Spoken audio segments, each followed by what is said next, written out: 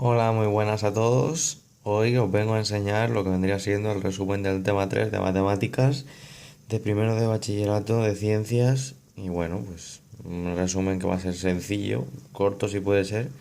Y bueno, vamos allá. Lo primero de todo, si a un ángulo cualquiera, imaginaros que en este caso tenéis un ángulo de 35 grados, le vais a sumar 360, vais a tener el mismo ángulo en lo que vendría siendo el círculo. Es decir, en este circulito tendríais el mismo ángulo. ¿Qué quiere decir esto? Que por ejemplo si tenemos un ángulo de 35 grados, el ángulo de 395 sería exactamente el mismo porque le estaríamos sumando 360 grados. Aquí vemos un ejemplo bastante simple donde se ve cómo calcular los grados que tendríamos y el número de vueltas que daríamos al círculo, en este caso con un ángulo de 1440 grados. Lo segundo, cómo calcular un ángulo con la calculadora si nos dieran sin nos debe igual a 0,5. Os ponéis en la calculadora Shift más lo que queráis calcular. Si lo queréis escribir, os lo tendréis que escribir así y ya estaría.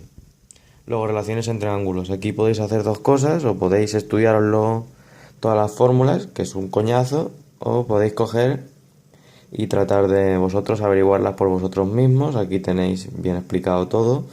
Ejemplo, esto es el seno y esto es el coseno.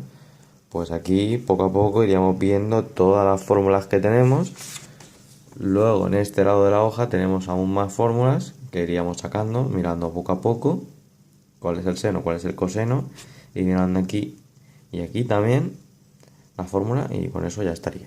Luego, si nos dieran un triángulo rectángulo, tendríamos dos casos distintos. En el primer caso te daría los dos lados, pero dos lados de tres, pero no te daría ningún ángulo. Así que usarías Pitágoras para calcular el último lado, y con el último utilizarías las razones trigonométricas que se supone que ya te sabes para calcular, es decir, seno, el cateto opuesto partido de hipotenusa y todas esas. En el segundo caso te darían un lado y te darían un ángulo. Usarías las razones trigonométricas para sacar el ángulo de todos los lados, y como ya sabrías que todos los ángulos suman 180, pues ya sabrías los ángulos, y a partir de ahí ya sacas lo que vendría siendo los lados y ya lo tendrías todo hecho. Esto se puede aplicar, por ejemplo, en proyecciones. Imaginaros que tenemos este ángulo, esta figura, y nosotros querríamos saber AB, pero no tendríamos esta línea de aquí, así que nosotros inteligentemente vemos que aquí hay una línea y haríamos un triángulo rectángulo ABH con un ángulo alfa, y así que utilizaríamos en este caso el coseno de alfa, que es el cateto contiguo, partido por la hipotenusa, que sería esta, y aquí veríamos que sería AB' partido AB, y veríamos que AB', que vendría a ser esto de aquí, es igual a AB, que es esto, por el coseno de alfa. Luego también podríamos utilizarlo para sacar la altura y el área de un triángulo. Aquí veríamos el dibujo y utilizaríamos el seno de alfa y sacaríamos la altura por A, que es esto de aquí, y entonces sabríamos que la altura es A por seno de alfa. Luego sacaríamos el área, que es base por altura partido 2, así que podríamos poner que la base es B por A, porque es base por altura, por el sinus de alfa, partido 2. Luego aquí tenemos también la estrategia de la altura, que para la estrategia de la altura lo que tendríamos que hacer como nota y como intentarlo siempre que podamos es tumbar el triángulo sobre el lado más grande, porque así los problemas nos saldrán más sencillos.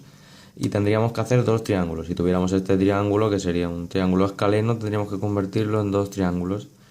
Y la mayoría de los casos nos darán dos lados y un ángulo. Y con el seno y el coseno sacamos lo que vendría siendo en este ejercicio x e y.